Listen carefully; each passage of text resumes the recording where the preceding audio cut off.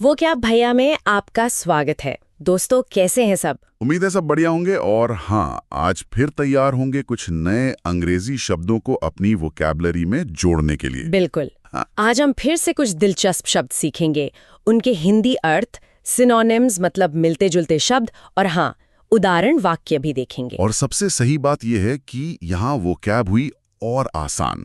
हम कोशिश करते हैं कि ये सब सीखना बोझ ना लगे। एकदम सही कहा। तो आज के इस सत्र में हम 10 नए शब्द लेंगे, हर शब्द का अंग्रेजी और हिंदी मतलब, उसके सिनोनिम्स और 2 उदाहरण वाक्य। और हाँ, आखिर में एक कहानी भी होगी जिसमें ये सारे शब्द आएंगे, ताकि वो दिमाग में बैठ जाएं। हाँ बिल्कुल। और देखिए, ये कोई क्लासरूम लेक्चर नहीं होने वाला। बस हम और आप जैसे दोस्त बात करते हैं ना, वैसे ही बातों बातों में कुछ सीख लेंगे। तो फिर शुरू करें। हाँ, चलिए शुरू करते हैं। आज का पहला शब्द है अपरटेन। एपर्टेन? सुनने में थोड़ा अलग है। हाँ, एपर्टेन। जैसे तुमने कहा, ये पर्टेन से मिलता जुलता है। इसका अंग्रेजी में मतलब है टू बिलोंग और रिलेट टू समथिंग। अच्छा, मतलब कोई चीज जो किसी से जुड़ी हुई हो या संबंधित हो। हाँ, एक तरह से हिंदी में कह सकते हैं से संबंधित होना या जुड़ा होना। जैसे कोई नियम किसी खास ग्रुप पर लागू होता हो। बिल्कुल सही पकड़ा। हाँ, इसके सिनोनिम्स भी वैसे ही हैं।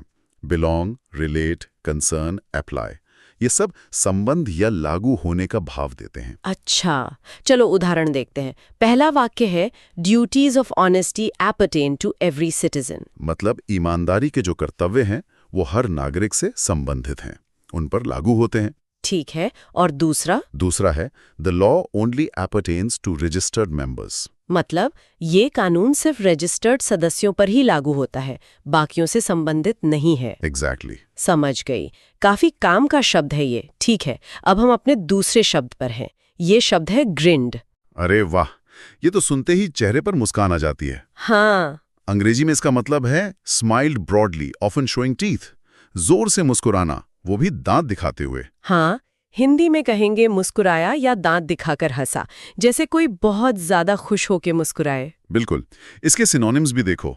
स्माइल्ड, बीम्ड, स्मर्क्ड, लाफ्ड, सब मुस्कान से जुड़े हैं। हाँ, स्मर्क्ड थोड़ा अलग होता है ना, जैसे शरारत वाली हंसी। हाँ, उसमें थोड़ी शरारत या कभी कभी व्यंग्य भी हो सकता है, पर है तो मुस्कान ही।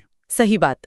चलो पहला उदाहरण देखते हैं। He grinned when he saw his old friend. मतलब अपने पुराने दोस्त को देखा और एकदम खिलखिला उठा, वो वाली फीलिंग। कितनी अच्छी फीलिंग होती है वो। और दूसरा उदाहरण, दूसरा बच्चों से जुड़ा है। The child grinned after getting a gift. अरे वाह, तोहफा मिला और बच्चा खुशी से मुस्कुरा दिया, दांत दिखाते हुए। सच्ची वाली खुशी। वही तो। बढ़िया। चलो अब बारी है तीसरे शब्द की। ये है काउंटरफिट। काउंटरफीट। ये शब्द थोड़ा ध्यान देने वाला लग रहा है। हाँ है। इसका अंग्रेजी अर्थ है made an imitation to deceive, fake. मतलब कोई चीज जो धोखा देने के लिए नकल करके बनाई गई हो, नकली। ओह, तो हिंदी में सीधा सीधा मतलब हुआ नकली या जाली, जैसे नकली नोट। बिल्कुल वही। इसके सिनोनिम्स है फेक, इमिटेशन, फॉर्ज्ड, बोगस। ये सारे शब्द नकली या फर्जी का मतलब बताते हैं। उदाहरण, पहला, police seized a batch of counterfeit currency. Police ने नकली नोटों का एक पूरा जत्था पकड़ लिया। हाँ, ये तो सुनते रहते हैं खबरों में। और दूसरा देखो, ये भावनाओं से जुड़ा है। His kindness was not real but counterfeit. मतलब उसकी दयालुता असली नहीं थी, सिर्फ दिखावा थी, नकली। हाँ, ये भी तो एक तरह का धोखा ही हुआ ना। बिल्कुल, ये शब्द जानना जरूरी है ताकि असली और नकली में फर्क पता हो। चलो अब हम चौथे शब्द पर हैं, और ये शब्द है जूडस। जूडस। हाँ, ये असल में एक नाम है, पर अब ये कोई ऐसा जो धोखा दे। हाँ, हिंदी में गद्दार, विश्वासघाती, जिसने भरोसा तोड़ा हो। ये बाइबल के जूडस इस्कैरियोट से आया है ना, जिसने यीशु मसीह को धोखा दिया था। बिल्कुल सही। इसीलिए इसके सिनोनिम्स भी वैसे ही हैं। Traitor, बीट्रेयर, deceiver, बैकस्टैबर। बैकस्टैबर माने पीठ में छोरा घोंपने वाला। बाप रे। उदाहरण देखते हैं। His friend turned out to be a Judas who leaked secrets. उसका दोस्त गद्दार निकला, राज बता दिया उसने। बहुत दुखद होता है ऐसा। और दूसरा उदाहरण, history remembers Judas as the ultimate betrayer. मतलब इतिहास जूडास को सबसे बड़े विश्वासघाती के तौर पर याद रखता है। एक सिंबल बन गया ये विश्वासघात का। बिल्कुल, सच में। चलो अब 5वें शब्द पर चलते हैं। सोलैटियम। सोलैटियम, ये फिर से थोड़ा अनकॉमन सा लग रहा है। हाँ है, रोज की बातचीत में कमी आता है।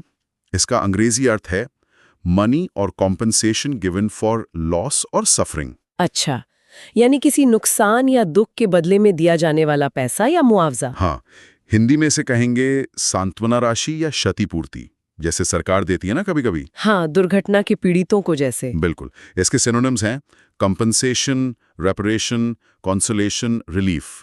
ये सब मुआवजे या राहत का मतलब देते हैं। कॉन्सोलेशन मतलब सांत्वना। उदाहरण?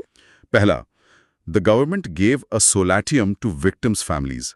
सरकार ने पीड़ितों के परिवारों को मुआवजा दिया। ठीक है, और दूसरा? दूसरा थोड़ा अलग है, she accepted the solatium but not the apology. ओह, मतलब उसने मुआवजा तो ले लिया पर माफी स्वीकार नहीं की। हाँ, शायद उसके लिए भावनाएं या न्याय पैसे से ज्यादा जरूरी थे।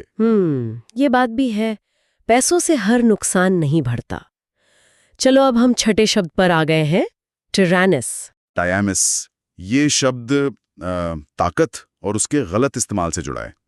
अंग्रेजी में मतलब है अनजस्टली क्रूअल, ऑप्रेसिव। यानी अन्याय करने वाला, क्रूर या दमनकारी, जो अपनी ताकत का गलत इस्तेमाल करे। हिंदी में अत्याचारी या निर्दयी। हाँ बिल्कुल, जैसे कोई तानाशाह शासक। इसके सिनोनिम्स भी देखो, ऑप्रेसिव, क्रूअल, हार्श, डिक्टेटोरियल, सब वही भाव दे रहे हैं। पहला उदाहरण, the king's tyrannous rule spread fear. राजा के अत्याचारी शासन ने डर फैला दिया था। और दूसरा, workers protested against the tyrannous policies. मजदूरों ने कंपनी की अत्याचारी नीतियों के खिलाफ विरोध किया। सही। ये शब्द इतिहास में भी मिलता है और आजकल भी सुनने को आ जाता है। हाँ, अब हमारा 7वां शब्द थोड़ा एक्शन वाला लगता है, यूसर्प। यूसर्प, हाँ। इसमें एक तरह की चीन झपट वाली फीलिंग है। हाँ। अंग्रेजी अर्थ है टू टेक पावर और rights by force without legal authority. हाँ। मतलब बिना कानूनी अधिकार के जबरदस्ती ताकत या अधिकार छीन लेना, हड़प लेना। हाँ, तो हिंदी में हुआ छीन लेना या सत्ता हड़प लेना। जैसे कोई सेनापति राजा को हटाकर खुद गद्दी पर बैठ जाए। क्या बात है, एकदम सही उदाहरण। इसके सिनोनिम्स हैं seize, take over, grab, encroach. पहला उदाहरण यही है, the general tried to usurp the throne. General ने सिंहासन हड़पने की कोशिश की। बिल्कुल। और दूसरा, he accused his rival of trying to usurp his authority. उसने अपने कॉम्पिटिटर पर आरोप लगाया कि वो उसका पद या अधिकार हड़पने की कोशिश कर रहा है। Office politics type. हाँ बिल्कुल, हो सकता है। अच्छा, अब 8वें शब्द पर आ गए हैं। ये है अबटिंग। अबटिंग, ये जगह से जुड़ा लग रहा है। हाँ बिल्कुल, अंग्रेजी में मतलब है adjoining और टचिंग एट द बाउंड्री। मतलब सीमा पर एक दूसरे से सटा हुआ होना। अच्छा, ये तो आसान है। हिंदी में सटा हुआ या जुड़ा हुआ, जैसे दो घरों की दीवारें सटी हो, हाँ, या कोई खेत सड़क से सटा हो। इसके synonyms adjoining, neighboring, bordering, contiguous, सब पास में या सीमा से लगा बताते हैं। पहला उदाहरण, their house is abutting the park. उनका घर पार्क से सटा हुआ है। अरे वाह, है ना? बढ़िया लोकेशन। दूसरा उदाहरण, the shop is abutting the main road. दुकान मुख्य सड़क से एकदम सटी हुई है। आसानी से दिख जाती होगी। सही, समझने में वाकई आसान है ये। अब 9वां शब्द थोड़ा गंभीर है, कैडावर। कैडावर, हाँ, ये शब्द ज्यादातर मेडिकल या फोरेंसिक फील्ड में यूज होता है। अंग्रेजी अर्थ है अ डेड ह्यूमन बॉडी, यानी एक मृत मानव शरीर। हिंदी में शव या मृत शरीर। हाँ। सिनोनिम्स है कॉप्स, डेड बॉडी, रिमेन्स। एक और है कारकास, पर वो ज्यादातर जानवरों के लिए इस्तेमाल होता है। अच्छा, ये ध्यान रखना होगा। पहला उदाहरण मेडिकल फील्ड से है, medical students studied the cadaver in anatomy class. हाँ, मेडिकल छात्र एनाटॉमी क्लास में मानव शव का अध्ययन करते हैं। सीखने के लिए जरूरी है ये। बिल्कुल। दूसरा उदाहरण थोड़ा दुखद है, a cadaver was found in the abandoned house. एक खाली पड़े घर में एक शव मिला। दुखद है। खैर, आगे बढ़ते हैं और अब हमारा 10वां और आखिरी शब्द थोड़ा हल्का फुल्का, केपर। केपर, हाँ, ये सुनते ही थोड़ी मस्ती शरारत वाली फीलिंग आती है ना। हाँ हाँ। अंग्रेजी में इसके दो मतलब हो सकते हैं। एक तो अ प्लेफुल स्किप और लीप, मतलब मजे में उछल कूद करना। अच्छा। और दूसरा समटाइम्स अ मिस्चीवियस एक्ट, मतलब कभी कभी कोई शरारती काम या नटखट हरकत। ओके, तो हिंदी में मस्ताना खेल, कूदना फांदना या फिर शरारती काम, बच्चों वाली शैतानियां। बिल्कुल। इसके सिनोनिम्स भी देखो, प्रैंक, एंटिक, फ्रॉलिक, एस्केपेड, सब मस्ती मजाक वाले हैं। पहला उदाहरण, the kids went out on a midnight caper. बच्चे आधी रात को कोई शरारत करने निकल गए। बचपन की यादें। और दूसरा, the puppy capered around the garden happily. पिल्ला खुशी से बगीचे में उछल कूद कर रहा था, मजे में। हाँ, वाह। तो ये थे हमारे आज के 10 शब्द। काफी अलग अलग तरह के शब्द सीखे। एपर्टेन, ग्रिंड, काउंटरफेट, जूडस, सोलाटियम, टिरानस, यूसर्प, अबटिंग, कैडावर और केपर। बिल्कुल, और जैसा हमने वादा किया था, अब वक्त है एक कहानी का जिसमें ये सारे शब्द इस्तेमाल होंगे। इससे ये और अच्छे से याद रहेंगे। हाँ, कहानी जरूर सुननी है। ध्यान से सुनेंगे सब। देखते हैं ये शब्द कहानी में कैसे आते हैं। ठीक है, तो कहानी कुछ ऐसी है। एक दूर देश में एक ऐसा राज्य था जहां एक टिरानस राजा राज करता था। बड़ा ही अत्याचारी था वो, लोगों पर भारी टैक्स लगाता था और उसके मंत्री गरीबों को अक्सर बिरेट करते थे। बिरेट मतलब बुरी तरह डांटना। हाँ, बुरी तरह डांटना फटकारना। और इतना ही नहीं, खजाना भरने के लिए वो लोग काउंटरफिट सिक्के भी चलाते थे, नकली वाले। ओ, बेचारे लोग। हाँ, बहुत दुखी थे। यहाँ तक कि अबटिंग मतलब पड़ोस के राज्य के लोग भी उनकी हालत पर तरस खाते थे। अब इस राजा के दरबार में एक सलाहकार था, बड़ा चालाक। बाहर से तो राजा के सामने हमेशा वफादारी दिखाते हुए ग्रिन करता रहता था, दांत दिखाकर। हाँ, पर अंदर ही अंदर वो एक जूडस था, गद्दार। वो राजा का सिंहासन यूजर्व करने मतलब हड़पने की फिराक में था। अच्छा। उसने सोचा क्यों ना थोड़ी गड़बड़ मचाई जाए। एक रात उसने जानबूझकर एक छोटी सी झड़प करवा दी। बेचारा एक सैनिक मारा गया उसमें। उसका कडावर सड़क पर पड़ा देख लोग डर गए। Oh no. राजा ने सोचा लोगों को शांत करता हूं। उसने मारे गए सैनिक के परिवार को थोड़ी सोलेशियम यानी सांत्वना राशि देने का ऐलान कर दिया। पर लोगों को लगा ये तो रिश्वत है। उधर वो सलाहकार अपनी कामयाबी पर मनी मन खुश हो रहा था। अपनी इन छोटी मोटी केपर्स मतलब शरारती हरकतों पर बड़ा इतरा रहा था। उसे लगा चाल कामयाब हो गई। लेकिन कहते हैं ना, सच ज्यादा दिन छुपता नहीं। अबटिंग शहर में मतलब पास वाले शहर में एक समझदार बूढ़ा रहता था। उसने सलाहकार की सारी पोल खोल दी। अरे वाह। हाँ, उसने सबूत इकट्ठा कर लिए कि कैसे ये काउंटरफीट सिक्के चला रहा था और राजा के खिलाफ साजिश रच रहा था।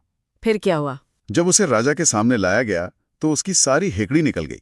राजा को जब पता चला कि जिसे वो वफादार समझता था वही जूडस निकला तो उसे बहुत गुस्सा आया। सलाहकार को कड़ी सजा मिली। सही हुआ। और लोगों ने भी सबक सीखा कि न्याय पाने का हक यानी जस्टिस सिर्फ राजा से ही नहीं बल्कि हर नागरिक से अपटेन करता है, हर नागरिक से जुड़ा है। उन्हें आवाज उठानी चाहिए। धीरे धीरे राज्य के हालात सुधरे। जो परिवार उम्मीद खो चुके थे यानी बरेफ्ट ऑफ होप थे, उनमें फिर से हिम्मत आई। बेरेफ्ट मतलब वंचित या रहित होना। हाँ बिल्कुल। तो उनमें फिर से उम्मीद जागी। और हाँ, इस कहानी से एक बात तो साफ है, जैसा किसी ने कहा है, betrayal breaks kingdoms but truth rebuilds them. Be resilient not a Judas. मतलब विश्वासघात राज्यों को तोड़ता है पर सच्चाई उन्हें फिर से बना देती है। इसलिए लचीले बनो, जुडास नहीं। क्या बात है। हाँ, और याद रखो कभी कभी मुश्किल हालातों में थोड़ी हंसी भी जरूरी है। जैसे किसी ने मजाक में पूछा जूडास कौन था, तो जवाब मिला, क्या? वो पहला बंदा जिसने जीसस के इंस्टाग्राम पे अनफॉलो क्लिक किया था। अरे वाह, क्या कहानी थी। मजा आ गया।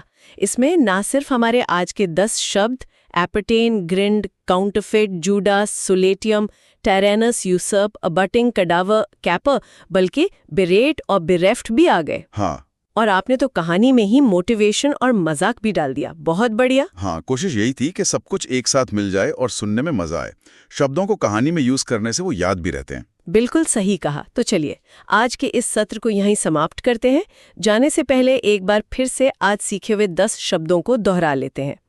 एपिटेन, ग्रिंड, काउंटरफिट, जूडास, सोलेटियम, टायरानस, यूसर्प, अबटिंग, कैडावर और कैपर। और अब हमारे प्यारे श्रोताओं के लिए एक छोटा सा सवाल। आज सीखे नए शब्दों में से आपको सबसे दिलचस्प शब्द कौन सा लगा और क्यों? या फिर क्या आप केपर शब्द का इस्तेमाल करके कोई मजेदार शरारत भरा वाक्य बना सकते हैं? हमें कमेंट्स में जरूर बताइएगा। हाँ, आपके जवाब पढ़ने का इंतजार रहेगा। आज हमें सुनने के लिए बहुत बहुत शुक्रिया। और हाँ, अगर आप चाहते हैं कि आपकी वोकैब यूं ही आसान होती रहे तो वोकैब भैया को सब्सक्राइब करना मत भूलिएगा। अगली बार फिर मिलेंगे कुछ नए शब्दों के साथ। तब तक सीखते रहिए और मुस्कुराते रहिए। Thanks for listening. Subscribe for more episodes from Vocab Bhaiya.